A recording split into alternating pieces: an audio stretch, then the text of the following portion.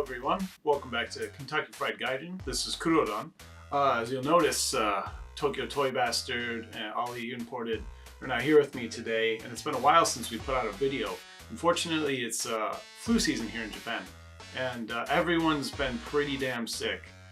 Except for, luckily myself, I've been alright, but a bit too busy to put up more videos over the last couple weeks.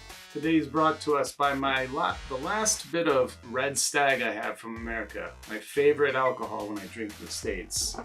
So, Kampai bitches.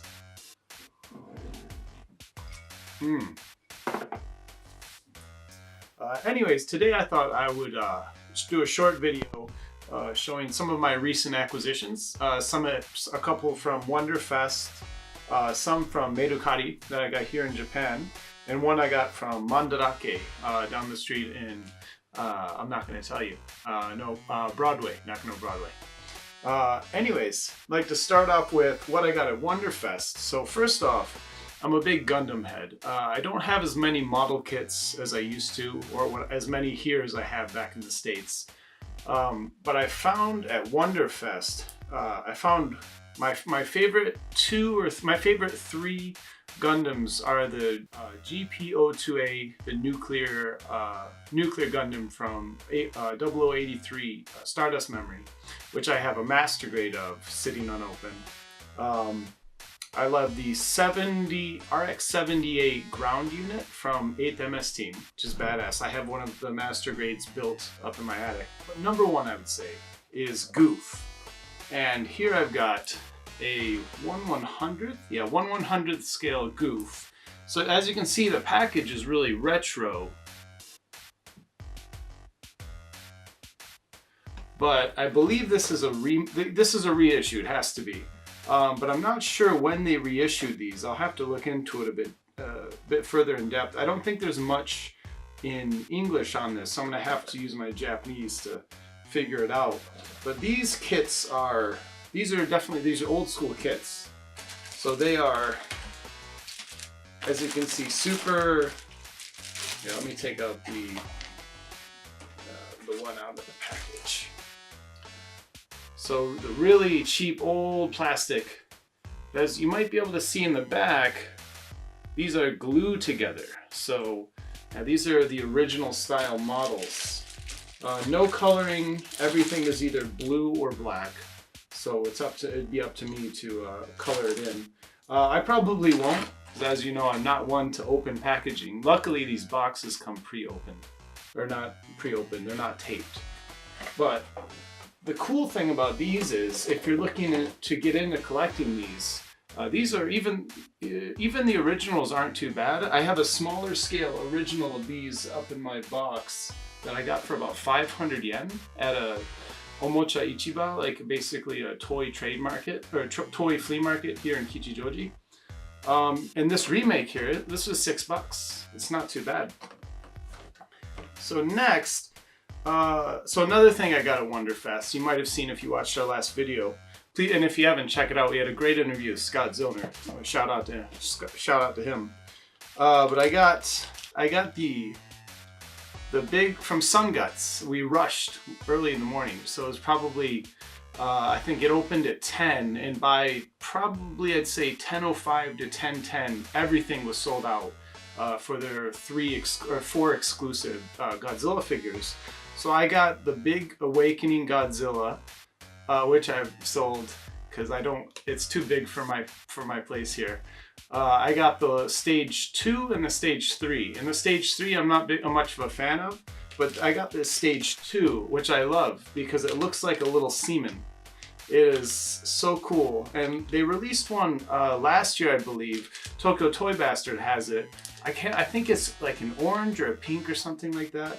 But this one I think is really cool. It's a kind of a clear gray with like red and blue sparkles to it. So you can see. But it's the Toho Kaiju Soshingeki. I guess that is what it says. Not sure what that means exactly.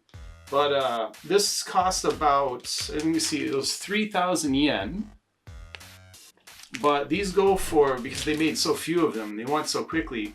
Even if you go to Mandarake and whatnot, I could probably sell this for 2 to 3 times what I bought it for. Not that I'm going to. This is my personal collection. And again, it's staying in the bag. I'm not taking it out. Even though staples can be reapplied easily, I'm not taking it out of the bag. So yep, that goes over there. And next, this is something definitely most of you won't know unless you followed us from some of the other groups we're in, like the Micro Fans, the Henshin Cyborg groups and whatnot. Tokyo Toy Bastard and I, via Toy Cats Ishii, we got into both Microman and Henshin Cyborg. And Henshin Cyborg was this toy line around in the 70s. These big, basically G.I. Joe sized, actually G.I. Joe molded figures. They were clear. You could see their insides like robotics and whatnot. But they re-released them in the late 90s, I believe it was. Yeah, around 98. And I'm obsessed with them, mainly because of their packaging. But I picked one of these guys up. So this is a Toys R Us exclusive. It's a copper. It's probably, let's say the second most, or the second rarest. The rarest, I believe, being the Kenichi, the doctor, who's actually, his head is a normal person's head, but the rest of him is clear, but he's wearing a trench coat. And I finally got one of him up in my collection. Maybe I'll show it later. I got him maybe end of last year, and they go pretty high. Like, these are not that old. They're maybe about 20 years old now. But for having come out at around 1,000 to 2,000 yen, they go for 8,000 to 10,000. These not so much. This one right here, this is, even though he's the second or third rarest, these probably go for 50 to 70 US, depending on condition. This one's in pretty decent condition. They always get cracks in the stomach, which you definitely can't see. But yeah, other than that, these are great figures. They're really cool. They display well. They come with all kinds of cool little weapons and whatnot, and extra masks. But I'll see if I can't show some of the original Henshin Cyborg and Shonen Cyborg, the smaller, kind of like 6-7 inch scale, in the future. And lastly, I am in no way the go-to source on Japanese Dragon Ball collectibles, especially Z, GT, Super, whatnot. Luckily, Tokyo Toy Bastard is a massive Dragon Ball file, and I grew up watching it and whatnot as well, but I didn't collect any of the toys ever really. And then he got me into what you can't see, like all along my wall, are the SBC, or the Super Battle Collection characters.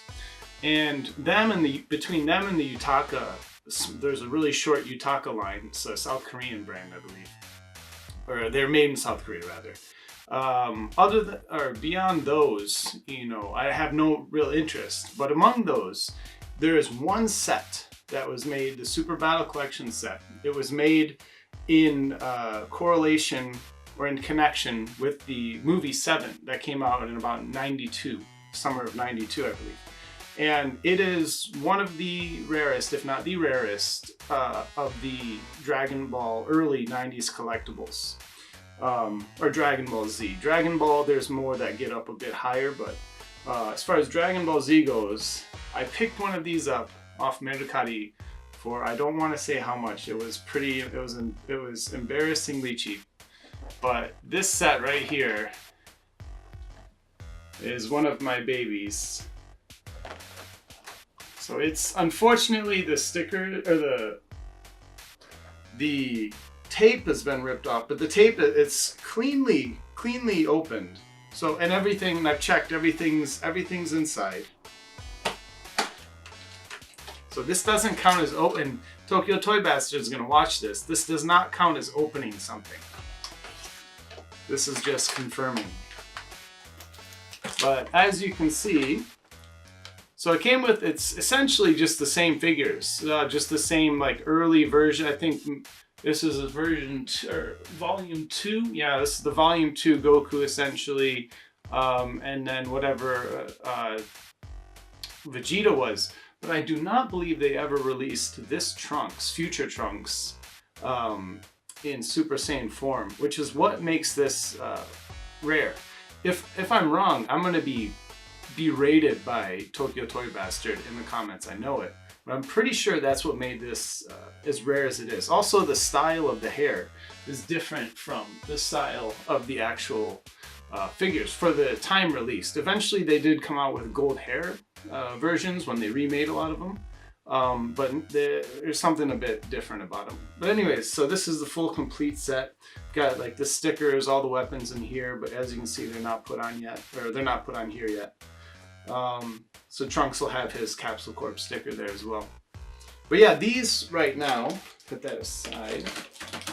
So these sets, the Dragon Ball sets, they go for around, on Yahoo auctions in Japan here now, they go between $400 and $600, if not a bit more, if in perfect condition.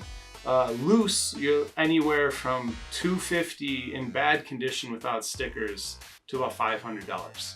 So these, when you find them, I can't see them going down in value. So I definitely pick these up whenever you can. But yeah, so that's it for me today. I was going to show more. I would, as mentioned before, I had some Yutaka figures I wanted to show, but I think it might be better to show when I have Tokyo Toy Bastard. He knows more about them. He definitely has more of them.